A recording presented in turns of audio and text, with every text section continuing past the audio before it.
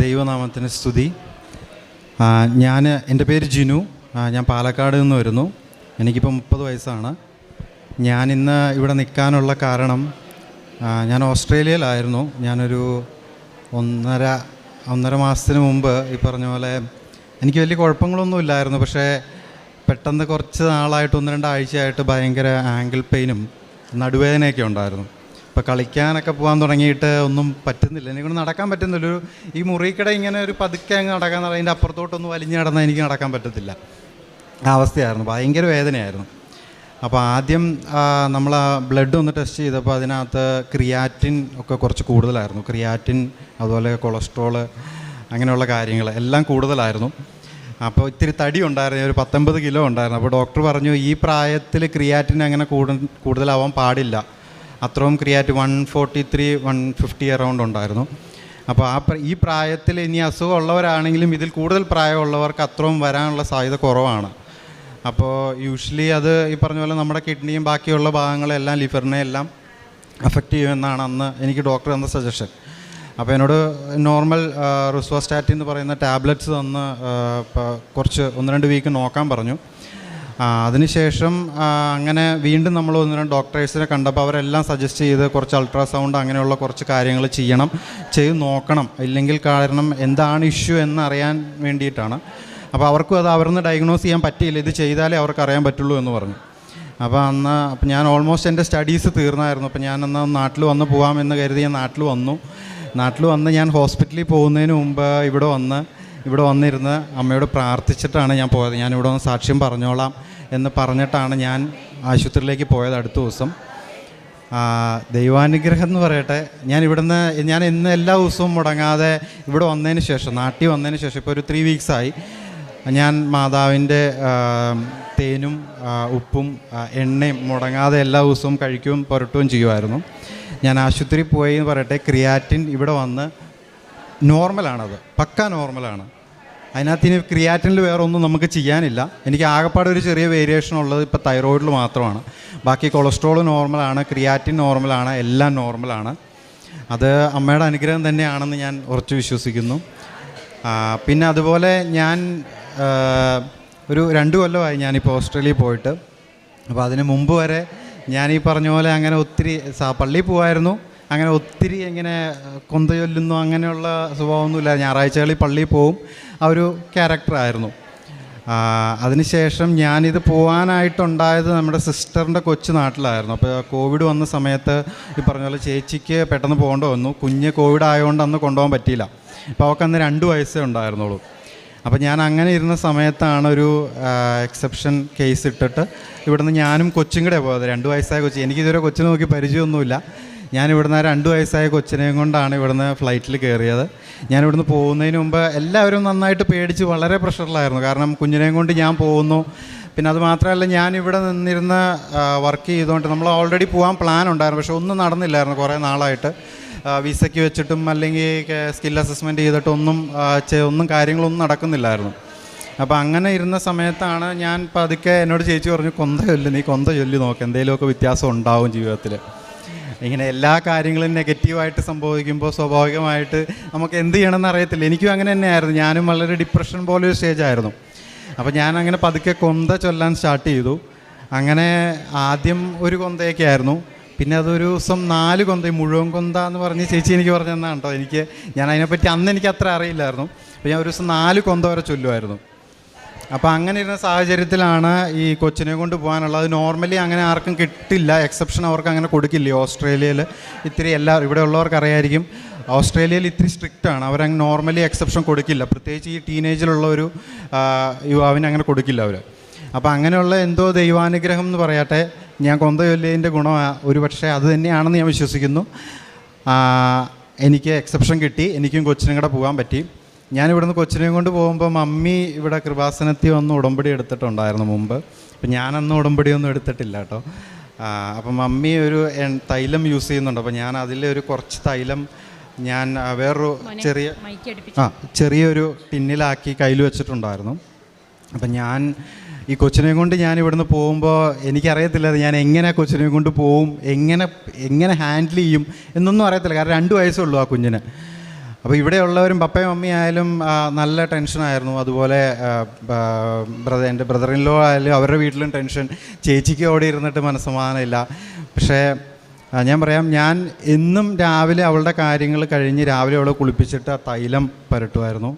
അവൾക്ക് ഈ പറഞ്ഞ പോലെ ഇവിടെ നിന്ന് അങ്ങോട്ട് മാറുമ്പോൾ ക്ലൈമറ്റ് മാറും, അതുപോലെ ഈ ടൈം ചേഞ്ച് മാറും. അപ്പോൾ എല്ലാം ഈ കുഞ്ഞു കൊച്ചാണല്ലോ, അപ്പോൾ അവൾക്ക് അതിൻ്റേതായ ബുദ്ധിമുട്ടുകൾ ഒത്തിരി ഉണ്ട്. പനിയുടെ ആയാലും ജലദോഷത്തിൻ്റെ ആയാലും. ഞാൻ എന്താ പറയുക, സത്യം പറഞ്ഞാൽ ഇപ്പം എല്ലാവരും പറഞ്ഞാൽ വിശ്വസിക്കാൻ എനിക്കറിയില്ല, ഞാൻ എൻ്റെ കൊന്ത മുറുക്കെ പിടിച്ചതും ആ തൈലത്തിൻ്റെ ബലത്തിൻ്റെ മാത്രമാണ്. ആ ഒരു ഞങ്ങൾ ഇവിടുന്ന് പോയിട്ട് ഓരോ ദിവസവും ഓരോ സ്ട്രഗിളാണ്. ഓൾമോസ്റ്റ് 20 ദിവസം ഞങ്ങൾ ആദ്യം ഡൽഹിയിൽ ക്വാറൻറ്റൈൻ ഇരുന്നു. അത് കഴിഞ്ഞ് ഡാർവിനിൽ ചെന്ന് ക്വാറൻറ്റൈൻ ഇരുന്നു. അത് കഴിഞ്ഞ് ഡാർവിനിൽ നിന്ന് ഇറങ്ങി അടുത്ത ദിവസം ആ ക്വാറൻറ്റൈൻ സെൻറ്ററിൽ നിന്ന് ഇറങ്ങി ബാക്കി എല്ലാവർക്കും ഒന്ന് വീട്ടിൽ പോകാൻ പറ്റി. എനിക്കും കൊച്ചിനും മാത്രം ഒന്ന് പോകാൻ പറ്റിയില്ല. അന്നും ഞാൻ എൻ്റെ കൊന്തയുടെ ബലത്തിലാണ് ഞാൻ അന്നോട് ഉറച്ചത്. കാരണം എൻ്റെ കയ്യിൽ ഒന്നുമില്ല. ഞാൻ ആദ്യമായിട്ട് ഓസ്ട്രേലിയയിൽ ചെല്ലുന്നത്, ഞാൻ ഈ നാട് വിട്ടെങ്കിലും പോയിട്ടില്ല. ഞാൻ ആദ്യമായിട്ട് ഓസ്ട്രേലിയയിൽ ചെന്നത്. ഞാൻ പോകുമ്പോൾ എന്നും ഇപ്പോഴായാലും കേട്ടോ, എൻ്റെ ഈ കൊന്തയും മാതാവിൻ്റെ കാശ് രൂപം ഉണ്ട് എൻ്റെ പോക്കറ്റിൽ, ഞാൻ എപ്പോഴും ഇടാറുണ്ട്. അത് രണ്ടും എൻ്റെ കയ്യിലുണ്ടായിരുന്നുള്ളൂ. ആ കൊച്ചു ദൈവാനുഗ്രഹം എന്ന് പറയട്ടെ. അന്നും എനിക്ക് യാതൊരു ടെൻഷനും തോന്നിയില്ല കേട്ടോ. ഈ ഒരു ഒറ്റ ബലത്തിലാണ് ഞാൻ നിന്നത്. ഒരു ടെൻഷനും തോന്നിയില്ല. അന്ന് ആ ഫ്ലൈറ്റിൽ ബാക്കി ആ ക്വാറൻറ്റൈൻ സെൻറ്ററിൽ നിന്ന് ഇറങ്ങിയ ഒത്തിരി ആൾക്കാരുണ്ടായിരുന്നു. അവരെല്ലാം ഒന്ന് വീട്ടിൽ പോയി. ഞാനും കൊച്ചും മാത്രം അവിടെ. ഞാൻ ആ എയർപോർട്ടിൽ അവരോട് പറഞ്ഞു, ഞാൻ ആദ്യമായിട്ട് ഇവിടെ വരുന്നതാണ്, 2 വയസ്സായ കൊച്ചാണ്, എനിക്ക് എന്നാ ചെയ്യേണ്ടതെന്ന് അറിയത്തില്ല, നിങ്ങൾ എന്തെങ്കിലും ചെയ്തേ പറ്റത്തുള്ളൂ എന്ന് പറഞ്ഞു. അവർ പറഞ്ഞു, വി കാൺ ഡു എനിത്തിങ്, ഒന്നും ചെയ്യാൻ പറ്റത്തില്ല, നിങ്ങൾ പുറത്തിറങ്ങി എന്നോളൂ, എന്താ വേണ്ടതെന്ന് വെച്ചാൽ ചെയ്യാം, നിങ്ങൾക്ക് എന്താണെന്ന് വെച്ചാൽ ചെയ്യാം എന്ന് പറഞ്ഞു. എൻ്റെ കയ്യിൽ ഒരു ഡോളറും ഇല്ല, ഒന്നുമില്ല. അങ്ങനെ നിന്നിട്ട് ഞങ്ങൾ വീണ്ടും 3 ദിവസം അവിടെ ക്വാറൻറ്റൈൻ ഇരിക്കണം എന്നാണ് അവർ പറഞ്ഞത്. അപ്പോൾ അന്ന് ഈ ബോർഡർ ക്ലോസ് ചെയ്ത, അതായത് ഞങ്ങൾക്ക് പോകേണ്ട സ്റ്റേറ്റിൻ്റെ ബോർഡർ ക്ലോസ് ചെയ്താണ് ഉണ്ടായത് ഇഷ്യൂ. ദൈവാനുഗ്രഹം എന്ന് പറയട്ടെ, സിസ്റ്ററും ബ്രദർ ഇൻ ലോയും അവിടെ മെഡിക്കൽ പ്രൊഫഷണൽസാണ്. അവർക്ക് അനുഗ്രഹം കൊണ്ട് ഇങ്ങോട്ട് ഞങ്ങൾ നിൽക്കുന്നിടത്തോട്ട് വരാൻ പറ്റി. അതുകൊണ്ട് തന്നെ അവരിങ്ങോട്ട് വന്നു. അതുകൊണ്ടാണ് ഞങ്ങൾ ആ 3 ദിവസം സർവൈവ് ചെയ്തത്.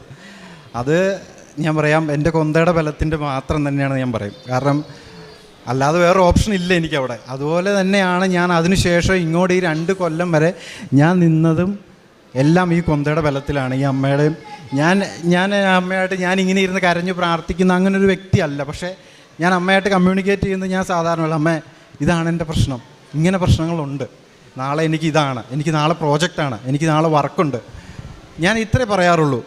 പക്ഷേ ആദ്യമൊക്കെ ഞാൻ പ്രാർത്ഥിക്കുമ്പോൾ എനിക്ക് ഇന്ന കാര്യം ചെയ്യണം, എനിക്ക് ഇന്നത് ചെയ്തു തരണം, അല്ലെങ്കിൽ എൻ്റെ ഇന്നതാണ് പ്രശ്നം എന്നും പറഞ്ഞായിരുന്നു. പക്ഷേ അങ്ങനെ ചെയ്തിട്ട് പ്രത്യേകിച്ച് വ്യത്യാസങ്ങളൊന്നും ജീവിതത്തിൽ ഉണ്ടാവാതായപ്പോൾ ഞാൻ തന്നെ ദൈവത്തോട് കമ്മ്യൂണിക്കേറ്റ് ചെയ്തൊരു വഴിയാണ്, അമ്മ ഞാൻ അറിഞ്ഞോ അറിയാതെ ചെയ്തിട്ടുണ്ടെങ്കിൽ എന്നോട് ക്ഷമിക്കണം. അമ്മയ്ക്ക് അറിയാം എൻ്റെ കാര്യങ്ങൾ, ഞാൻ എന്ത് ചെയ്യാൻ പോകുന്നു എന്നുള്ള കാര്യം ദൈവത്തിനറിയാം. നമ്മളെ സൃഷ്ടിച്ച ദൈവത്തിന് നമ്മൾ വിശ്വസിക്കുന്ന നമ്മുടെ ദൈവത്തിന് അറിയാം നമ്മൾ എന്ത് ചെയ്യാൻ പോകണു എന്നുള്ള കാര്യം ദൈവത്തിനറിയാം. നമ്മൾ അത് ചെയ്തു തരണം ഇത് ചെയ്തു തരണം എന്ന് പറയുന്നതിലുപരി ഞാൻ മനസ്സിലാക്കിയ കാര്യമാണ് കേട്ടോ. ഞാൻ പറഞ്ഞത്, അമ്മേ അറിഞ്ഞോ അറിയാതെ ഞാൻ അമ്മയോടോ അപ്പയോടോ തെറ്റ് ചെയ്തിട്ടുണ്ടെങ്കിൽ എന്നോട് ക്ഷമിക്കണം, എനിക്കിതാണ് ഇന്നതാണ് സംഭവം, നിങ്ങളുടെ ഇഷ്ടം എന്താണ് അതനുസരിച്ച് കാര്യങ്ങൾ നടക്കട്ടെ. അതിനുശേഷം ഇന്ന് വരെ എനിക്ക് യാതൊരു തരത്തിലുള്ള എന്നാ പറയുന്നത് നമുക്ക് ഞാൻ അവിടെ ചെന്നിട്ട് ഞാൻ പറയാം, എനിക്ക് ഓൾമോസ്റ്റ് ഒരു സാധാരണ അരമണിക്കൂറും കൊണ്ട് സ്റ്റുഡൻറ്റ് വിസ കിട്ടിയവരുണ്ട് എൻ്റെ കൂടെ പഠിക്കുന്നവർ. എനിക്ക് 1 വർഷം എടുത്തു സ്റ്റുഡൻറ്റ് വിസ കിട്ടാനായിട്ട്. അതിനിടയ്ക്ക് എനിക്ക് വർക്ക് ചെയ്യാൻ പറ്റത്തില്ലായിരുന്നു. അപ്പോഴും എന്താ പറയുന്നത്, ഞാനൊരു ക്യാഷ് ഇൻ ഹാൻഡ് ജോബിനാണ് പോയിക്കൊണ്ടിരുന്നത്. അപ്പോൾ എനിക്ക് ഫീസ് അടയ്ക്കാൻ, നമുക്ക് ഈ 30 വയസ്സായിട്ടും സ്വാഭാവികമായിട്ട് വീട്ടിൽ നിന്ന് അങ്ങോട്ട് കൊണ്ടുപോകാമെന്ന് പറയുന്നത് വളരെ ബുദ്ധിമുട്ടായിട്ടുള്ള കാര്യമാണ്. അപ്പം ഞാൻ ആ ഒരു കിട്ടുന്നത് കൊണ്ടായിരുന്നു ആദ്യത്തെ ഒരു 1.5 വർഷം ഞാൻ ജീവിച്ചത്. അതിനുശേഷം എനിക്ക് ഫീസ് അടയ്ക്കണം, സെക്കൻഡ് ടേമിൻ്റെയും. അത് ഒരു 4 മാസം കൂടുമ്പോൾ ഓൾമോസ്റ്റ് ഒരു 6.5 ലക്ഷം രൂപയോളം 6-7 ലക്ഷം രൂപയോളം വരും നമ്മുടെ ഇവിടുത്തെ. ഞാൻ ഇവിടെ ആദ്യം ഓൺലൈനിലാണ് ഞാൻ ഉടമ്പടി എടുത്തത്. ഞാൻ ആദ്യം ഇവിടുന്ന് പോകുമ്പോൾ ഞാൻ പറഞ്ഞല്ലോ ഈ തൈലവും കൊന്തയും മാത്രം എൻ്റെ കയ്യിലുണ്ടായിരുന്നു. അതിനുശേഷം ഞാൻ ഓൺലൈനിൽ ഉടമ്പടി എടുത്തു. ഓൺലൈനിൽ ഉടമ്പടി എടുത്തിട്ട് അത് കണ്ടിന്യൂ ചെയ്യുന്നുണ്ടായിരുന്നു. അതിനുശേഷം രണ്ടാമത് ഞാൻ ഒന്നും കൂടെ എടുത്തു. അതിന് ശേഷമാണ് ഈ പറഞ്ഞ പോലെ എനിക്ക് ഈ 1 വർഷത്തിന് ശേഷം എനിക്ക് വിസ അപ്രൂവ് ചെയ്ത് കിട്ടി. അതുമാത്രമല്ല, സാധാരണ എൻ്റെ കൂടെ അവിടെ ഉണ്ടായിരുന്ന ഒത്തിരി പേരെയൊന്നും എനിക്കറിയില്ല, പക്ഷേ എൻ്റെ ആ ലൊക്കാലിറ്റിയിലുണ്ടായിരുന്ന എൻ്റെ സീനിയേഴ്സായിട്ടുള്ളവർക്കും ഒക്കെ ഈ പറഞ്ഞ പോലെ എല്ലാവരും പറയുന്ന, ഈ പറഞ്ഞ പോലെ ഫീസൊന്നും അടയ്ക്കലൊന്നും നടക്കത്തില്ല, നമ്മൾ എത്ര വർക്ക് ചെയ്ത് എത്ര ഇത് ചെയ്താലും. പക്ഷേ ദൈവാനുഗ്രഹം എന്ന് പറയട്ടെ, ഉടമ്പടിയുടെ ബലം, എൻ്റെ അമ്മയുടെ ബലം, ഞാൻ പറയാം. എനിക്കത് കഴിഞ്ഞ് ഈ ഒരു വർഷത്തിന് ശേഷം എനിക്ക് കിട്ടിയത് ഓൾമോസ്റ്റ് അവരെക്കാളും ഒക്കെ ഡബിൾ പേയ്മെൻ്റ് ഉള്ള ഒരു ജോബായിരുന്നു, പാർട്ട് ടൈം ജോബ് കിട്ടിയത്. അതെനിക്ക് ഫുൾ ടൈം വർക്ക് ചെയ്യാനുള്ള റൈറ്റ്സ് ഉണ്ടായിരുന്നു.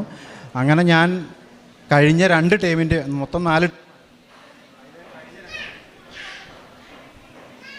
കഴിഞ്ഞ 2 ടൈമിൻ്റെയും ഫീസ് ഞാൻ തന്നെയാണ് അടച്ചത്. അങ്ങനെ ഒരു അനുഗ്രഹം ദൈവം എനിക്ക് തന്നു. ഇനി ആദ്യത്തെ ടൈമിൻ്റെ മാത്രമേ കുറച്ച് പെൻഡിങ് ഉള്ളൂ. പിന്നെ അതുപോലെ തന്നെ ഞാൻ അവിടെ ഓരോ ദിവസം എന്ന് പറയുമ്പോൾ നമുക്കിവിടെയൊക്കെ ഉണ്ടാകുന്ന സാഹചര്യം ഇപ്പോൾ ഒന്ന് കഴിയുമ്പോൾ അടുത്ത പ്രശ്നം എന്നുള്ള രീതിക്കായിരുന്നു. അപ്പോൾ ഞാൻ നമ്മൾ ഒന്നാമത് ഈ ജോലിയൊന്നുമില്ലാതെ കഷ്ടപ്പെട്ടാണ് അവിടെ പിടിച്ചിരിക്കുന്നത്. അപ്പോൾ അതിനിടയ്ക്ക് ഒരു ദിവസം വീട്ടിൽ കള്ളം കയറിയിട്ട് ആകപ്പാടെ എൻ്റെ കയ്യിൽ മിച്ചമായിട്ട് അവർ വെച്ചിട്ട് പോയെന്നല്ല, എൻ്റെ ഞാൻ പുറത്തു പോയതായിരുന്നു, വണ്ടിയുടെ താക്കോലും എൻ്റെ ഒരു പഴയ ഫോണുണ്ടായിരുന്നു, അത് മാത്രമാണ് എൻ്റെ കയ്യിൽ മിച്ചം ഉണ്ടായിരുന്നത്. ബാക്കി ആ വീട്ടിലുണ്ടായിരുന്ന എൻ്റെ വാല്യുബിളായിട്ടുള്ളതും ആ വീട്ടിലുള്ള വാല്യുബിളായിട്ടുള്ള എല്ലാ സാധനവും അവർ തൂത്തുവാരി കൊണ്ടുപോയി. ചാക്കിലിട്ടാണ് അവർ കൊണ്ടുപോയതെന്നാണ് പലരും പറഞ്ഞത്. നമുക്കൊരു നിവർത്തി, എൻ്റെ ലാപ്ടോപ്പ്, എൻ്റെ പ്രോജക്റ്റ് നടക്കുന്നു, ഞാൻ 3rd സെം പഠിക്കുകയായിരുന്നു, എൻ്റെ പ്രോജക്റ്റ് നടക്കുന്നു, അതെനിക്ക് സബ്മിറ്റ് ചെയ്യണം, എൻ്റെ ബാക്കിയുള്ള അസൈൻമെൻറ്റ്സ് സബ്മിറ്റ് ചെയ്യണം, ഇതെല്ലാം നടക്കുന്നു. ഞാൻ എന്ത് ചെയ്യണമെന്ന് സത്യം പറഞ്ഞാൽ എനിക്കറിയത്തില്ലായിരുന്നു. ഞാൻ അപ്പോഴും എനിക്കൊരു ടെൻഷൻ തോന്നിയില്ല കേട്ടോ. ഞാൻ അപ്പോഴും ഉടമ്പടിയിലായിരുന്നു, ഞാൻ പ്രാർത്ഥിക്കുന്നുണ്ട്, ഞാൻ എന്നും മുടങ്ങാതെ കൊന്ത ചൊല്ലുന്നുണ്ടായിരുന്നു. അന്ന് ഞാനിരുന്ന് കൊന്ത ചൊല്ലി. ആ റൂമിലെല്ലാം വലിച്ചു വാരിയിട്ട് എല്ലാം നശിപ്പിച്ചേക്കുമായിരുന്നു. അവർ ഡോറെല്ലാം ഫുള്ള് ഇടിച്ച് പൊളിച്ചാണ് അവർ ഉള്ളിൽ കയറിയത്. അപ്പം ഞാൻ അവിടെ ഇരുന്ന് അന്ന് ഞാൻ കൊന്ത ചൊല്ലി.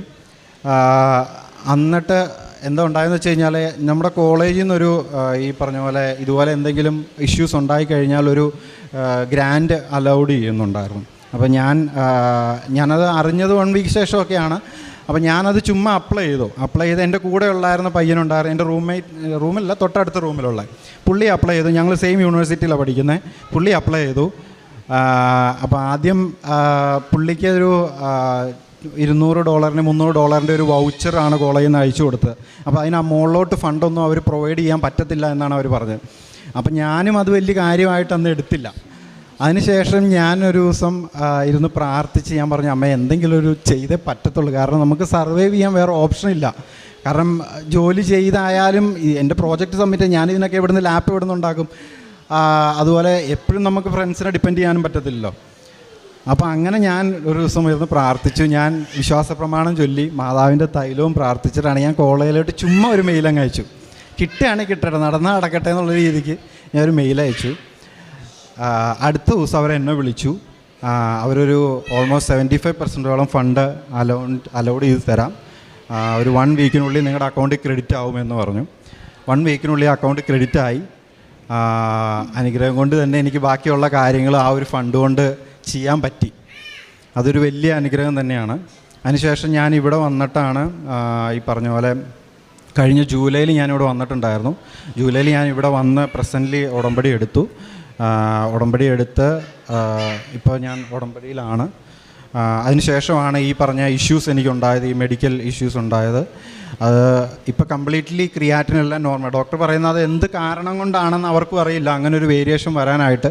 ഇന്നലെയും ഞാൻ ചെക്ക് ചെയ്തിരുന്നു, ക്രിയാറ്റിൻ പക്ക നോർമലാണ്. ഇനി അതിനകത്ത് വേറെ ഒന്നും ചെയ്യേണ്ട കാര്യമില്ല, നമ്മൾ കുറച്ച് ഫുഡായിട്ടൊക്കെയാണ് അവർ പറയുന്നത്.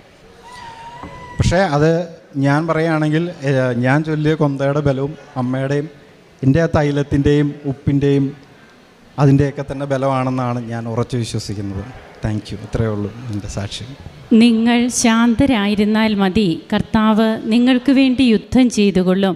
പുറപ്പാടിൻ്റെ പുസ്തകം 14-ാം അധ്യായം 14-ാം തിരുവചനമാണ്. ജീവിതത്തിൽ പ്രതിസന്ധികൾ ഒന്നിനു പുറകെ മറ്റൊന്നായി വരുമ്പോഴും തനിക്ക് ബലം തന്നത് താനെടുത്ത ഉടമ്പടിയാണ്. ഓൺലൈൻ ഉടമ്പടി 2 പ്രാവശ്യം എടുത്തു എന്നാണ് പറയുക. പിന്നീട് ഇവിടെ വന്നാണ് തീർത്ഥാടന ഉടമ്പടി എടുക്കുന്നത്.